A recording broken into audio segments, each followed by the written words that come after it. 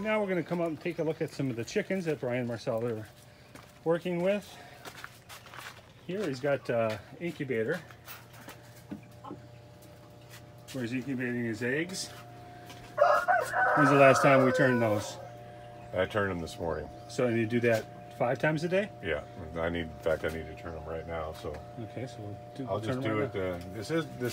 This particular incubator did come with an automatic egg turner. But it takes up so much room. It cuts the capacity down to half. So, and because I'd done this before, I learned that this much of an angle, swapping it back and forth, is enough to call it turning the eggs.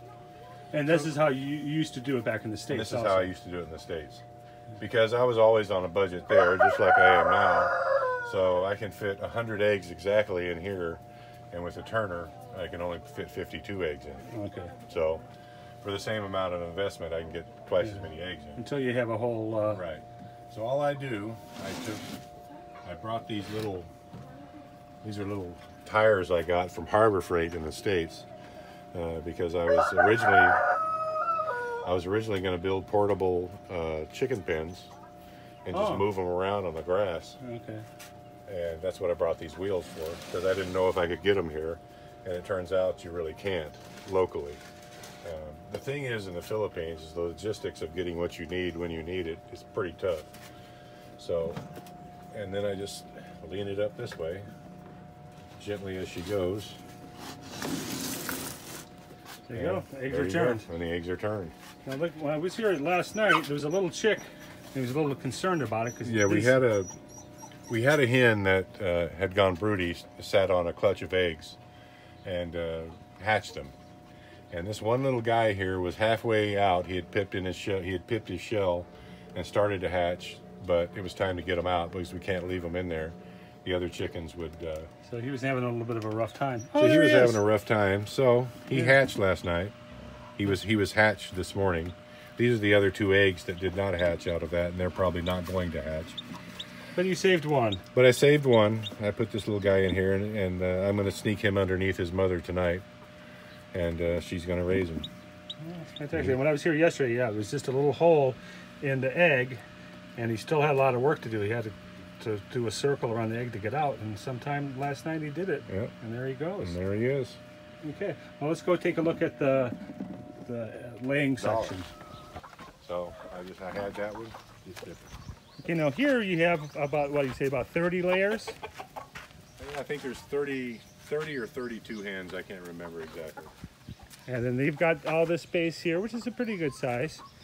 And was this always this, or did they just peck it down? They pecked it down to nothing. But there was actually some greenery here at one time? There was, and I had Marcel plant this in alfalfa, some of the seeds that I brought. I planted it in alfalfa. But she's not used to watering. She's used to it raining, and that's what happens. So it came up, and it got like yay high, and she didn't water it enough, and with having the chickens on it, they just destroyed it. So. And then they'll roost here at nighttime? They actually, this breed, because I bought them at a feed store, and they didn't have the luxury of having a mother raise them and teach them how to roost. They don't roost. They just go around the corner there and sit on the ground. And lay eggs? Well, they lay the eggs in here. Okay. And this girl right here, see, they're pretty gentle.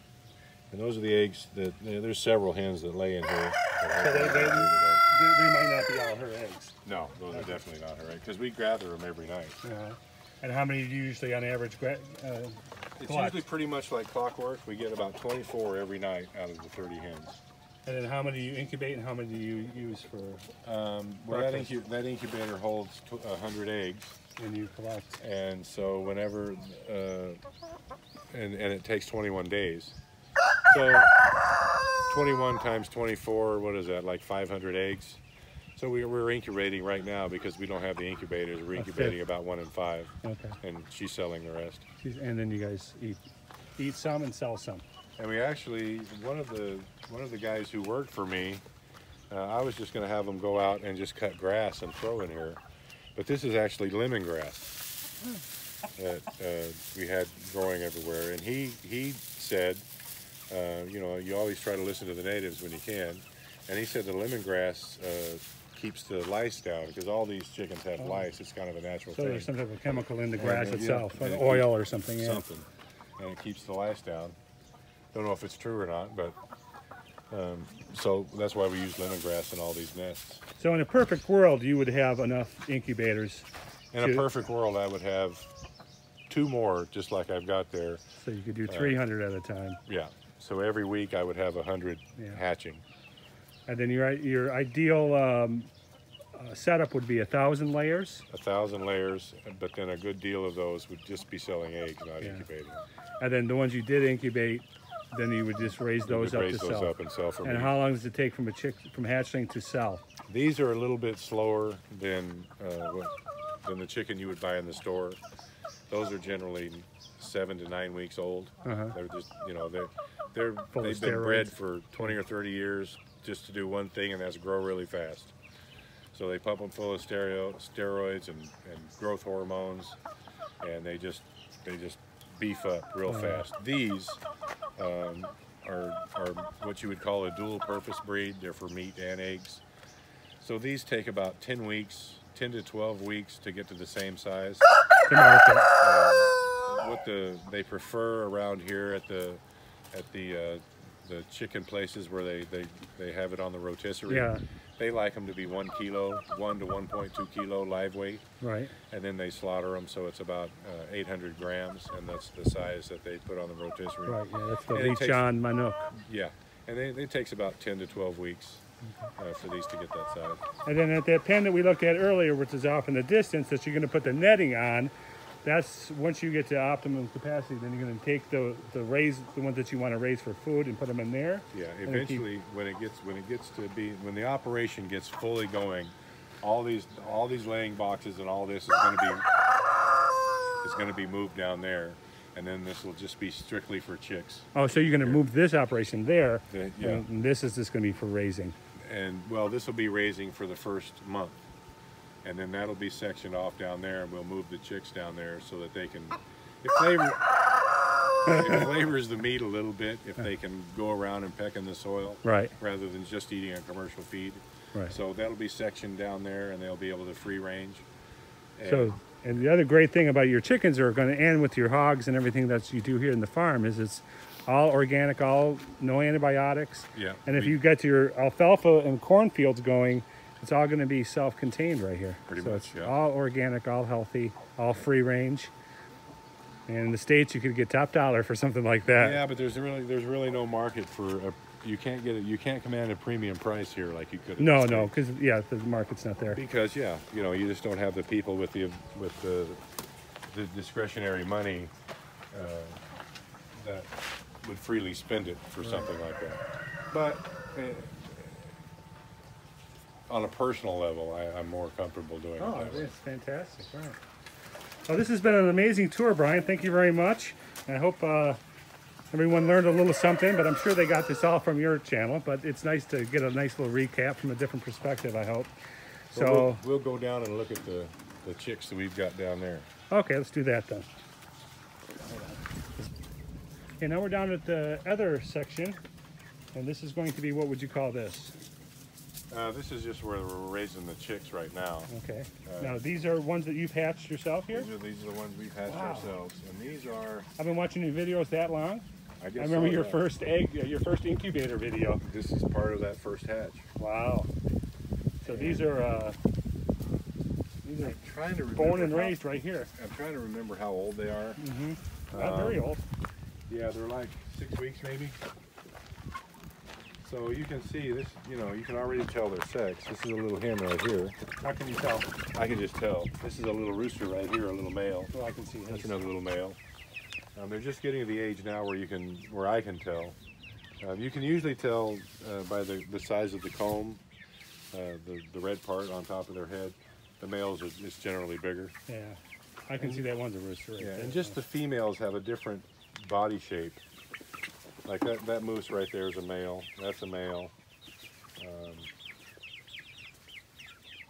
So the males you're gonna The males will be Food? food, yeah. Is there a taste difference between a male and a female? Yeah. Okay. Not when they're young. Yeah, so these will end up on the rotisserie. Yeah. Okay. You can caponize them, castrate them, I guess you could say. Right. And some people prefer them that way. There is a little bit different taste. And then raise them up that way. It's not worth the effort to me. And I never really noticed any difference myself. And at this point, the females you're going to save for. All these females are going to be saved because we're trying to build to that 1,000. So poor boy. Sorry, dudes. Yeah, sorry guys. You're going to end up to the fryers. You know, as a male myself, it's pretty much Yeah. That's our life. We're disposable. And so between the area we're just at, the incubating, you bring them here, raise them up, and then till you get 1,000 layers. Right. And we've got another 20 something from the last hatch that we're going to bring down today and put. I've got this already sectioned here, this little area here.